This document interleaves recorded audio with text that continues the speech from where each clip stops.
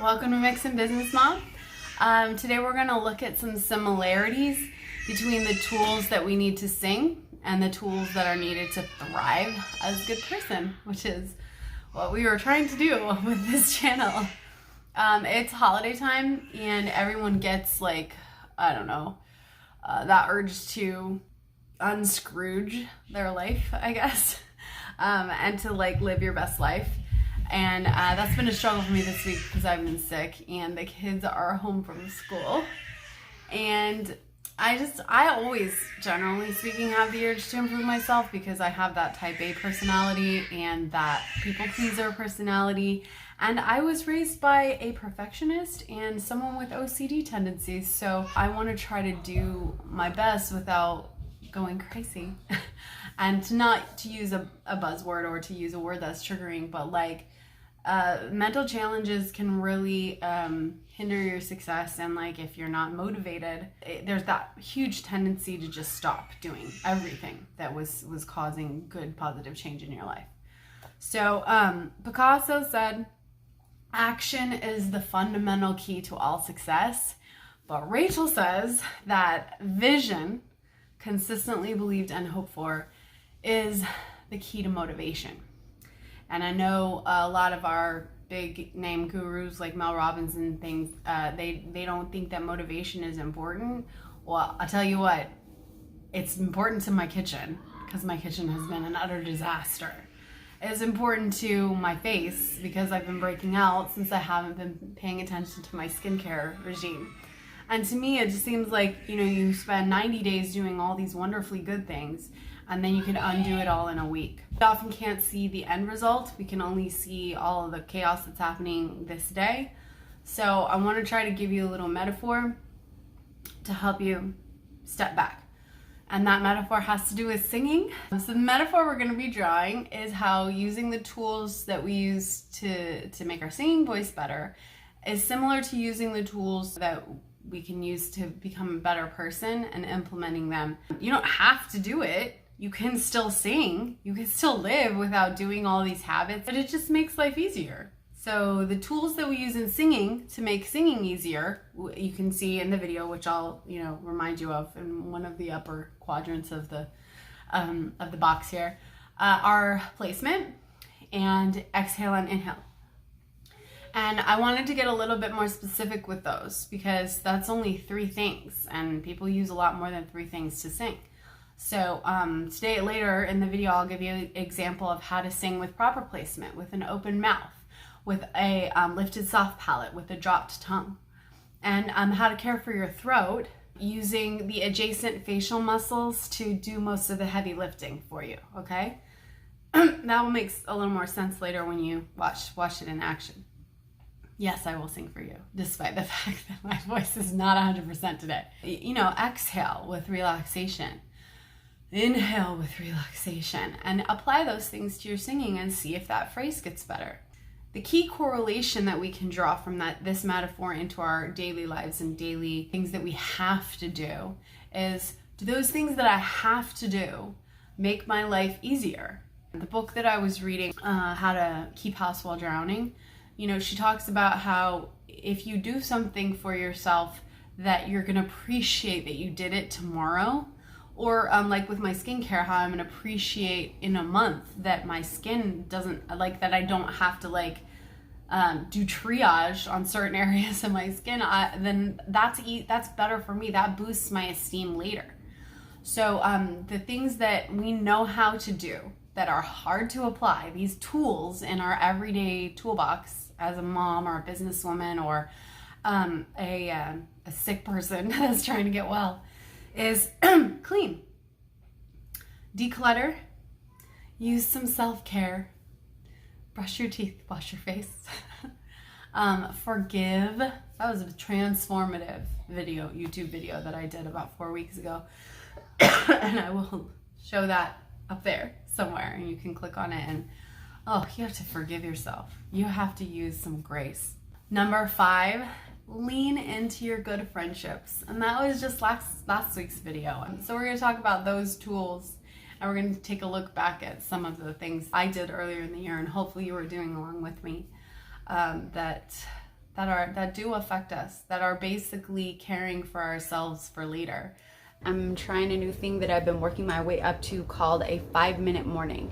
So I have about 5 minutes anytime there's a disaster awaiting me. 5 minutes before it turns into that disaster. This is a recap of my 5-minute morning series and all of the series that I did over the past 3 months. You get to see everything that I used my 5-minute increments to do. And some of these were longer than 5 minutes. So at the time I was adjusting to my kids' new school schedule. So I did have a little more time then. And these spaces desperately needed my help. So I considered this very important enough to put in my video series. You want dance videos? My daughter would rather watch dance videos than listen to me narrate this. But here we go into the fitting and fitness series, and I'll link that above. And some swing dancing, some unconventional fitness, and some nutrition.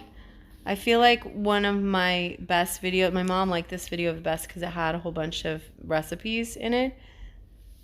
And it just showed me packing what I felt like were healthy things for my kids to eat. My budget video, the goal planning series, the vision planning, and the Venn diagram that I loved doing and I thought was really helpful. So hopefully as you're watching some of the past things that we did, you're getting a little bit of motivation to remember why those things are important. And I do think you have to remind yourself. I do. We want to apply those tools to now. We want to apply those tools to our reset, okay? To all the things we're going to do today and tomorrow. And how do you apply that in singing? You usually do that. You usually apply your singing tools to each new song that you do. With your life, it seems to be a lot of the same mundanity. You have the same living room you did last time, but I think there's ways that you can make it new for yourself. Experimentation is really, really important, and analyzing is really important. So I would say that step 1 in your reset, recognize what's been happening to throw you off course. I got sick, as you can see. Also, we got a lot of influx of new stuff that kind of smashed my decluttering to bits because my son had a birthday. And so we got a lot of new stuff. Oh, the holidays are here. So lots of new presents. You can even see like in the background, like new presents are happening. It's just a lot of chaos right now. So if you don't assess what's going on, then you might just get into this self-blame cycle and be like, there's no point in keeping up on anything because it all gets messed up again. And I have thought those exact things. Those exact thoughts go through my head all the time. How to combat that is with that honest assessment. Okay, well, here's what happened. I got sick, so I didn't do my morning routine because instead of doing my morning routine, I slept for an extra 2 hours. It's not an excuse. It's just reality. I didn't do my morning routine because I couldn't do my morning routine because I was resting. I was making sure my body gets healthy again. With singing, you would want to think before you do the next phrase. What tools can I implement to make this new phrase or this new song really beautiful? So how do I get back on track? Well, I go back to my tools that I know work. I clean up, and I want to encourage you to go all the way, which is why I showed all the videos. I want to encourage you to go all the way back to video 1 and spend 5 minutes. 5 minutes doing one thing you're gonna be happy that you did later. 5 minutes brushing and flossing your teeth. 5 minutes washing and using an astringent and a moisturizer on your face. 5 minutes brushing your hair, and you can do your nasal rinse right after you put the brush down. And how do I get my house back in order? Well, I do my dishes. It sucks, but I have to do those first. I'm gonna have to hang these clothes up that are on the back of this chair. Each one of those tasks might take even less than 5 minutes. So there are these things that we can do. And does it matter what order you do them in? I mean, not really, because each one of those things you're gonna gain momentum and motivation. But if you go by some of my personal YouTube gurus and the books that I've read, you want to do things that are very visible. I see this all the time, every time I walk into my office, and there's a mirror right here. So I see it in the mirror too when I'm singing.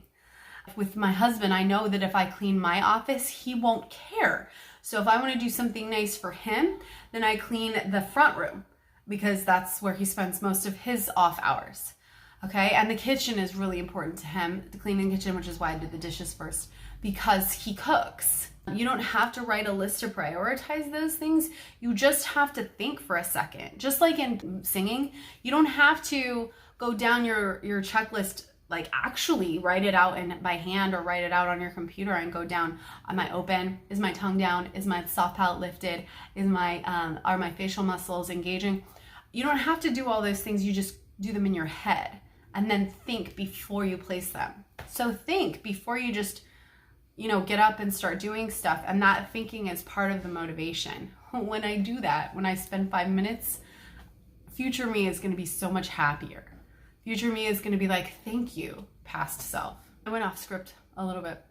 But again, I'm proud of myself for actually writing a script. We're just going to end with a little bit of singing today because I'm a music teacher. We're going to do that ever favorite song, All I Want for Christmas Is You. Mariah Carey stuff just right now.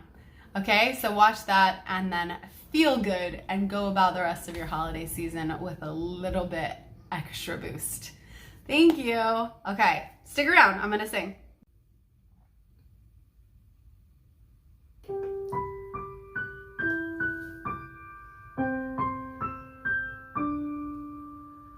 I don't want a lot for Christmas. There is just one thing I need. I don't care about the presents underneath the Christmas tree. I just want you for my own, more than you could ever know. Make my wish come true.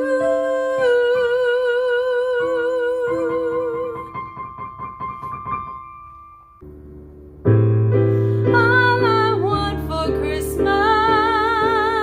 is you.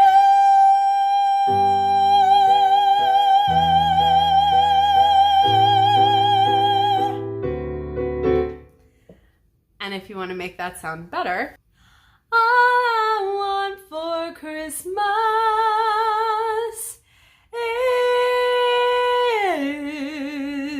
is you.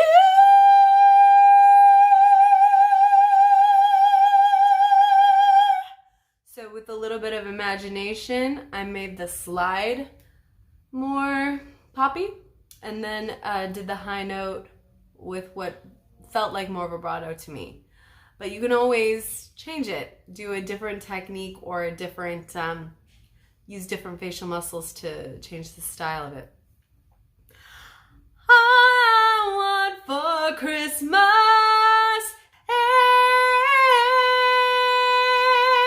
is you.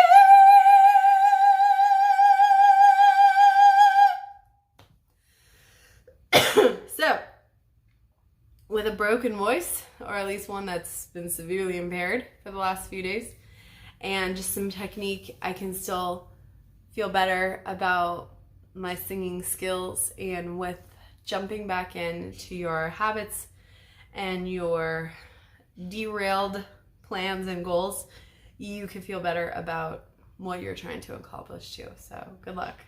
Hope we all make it through the holidays. Bye.